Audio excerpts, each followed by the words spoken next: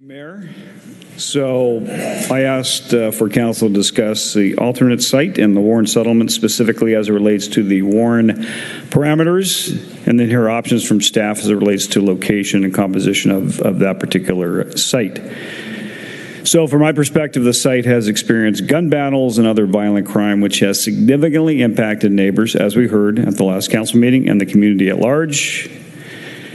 And being locked down twice for a neighborhood in a 6-week period because of violent crime is unacceptable in any of our neighborhoods.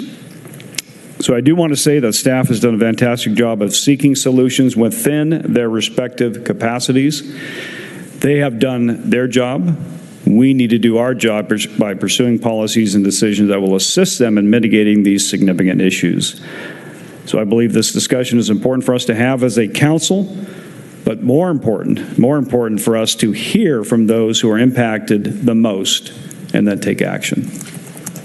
Background, this is a summary of paragraph 10M out of the settlement agreement, which basically says if there's no appropriate shelter spaces available, the city cannot enforce anti-camping rules against a homeless person, but may direct them to one of 3 designated public property sites where camping is temporarily allowed.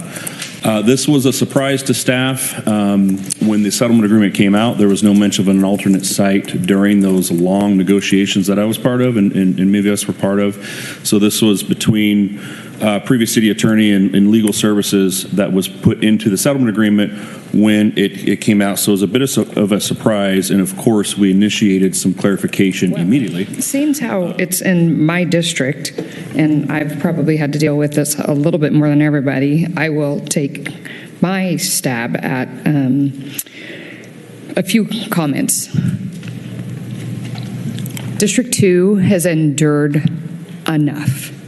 We have had this the whole entire time. We are allowed to move this site up to 2 times a year, and I think every 60 days if needed. It needs to be moved now. We are at the risk of being sued at any moment, I believe, by the neighbors, especially the neighbors at Dolce Piazza. Those neighbors are dealing with crime, their restrooms, their sprinklers being pulled out, the amount of money that those neighbors have had to spend to maintain their properties. I know for sure at least 3 leases have not been renewed because people don't want to have their businesses there anymore.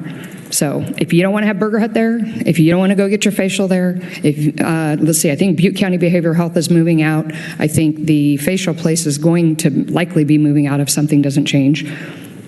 I mean, these are real impacts on people that have invested their lives in their businesses, bought a piece of property to be a landlord, and they can't do their jobs. So we need to follow by the agreement. We need to have the alternate sites, but it needs to be moved somewhere other than where we're trying to attract business to fly in to Chico and build our airport, and we have all these wonderful, amazing things in this new amazing road and all this stuff, and it's just not safe out there. Being on the corner of Eden Cohasset, a super busy area, it's just something needs to happen. So I know that we have amazing staff, and I know that they've told me for 3.5 years there's nowhere for it to go. Maybe it's 6 people one place, maybe it's 6 people at another. I know, Charles, we've heard your idea a bunch of times. I know, we've talked about it in the report too. If we just give you a location and money, you can do it.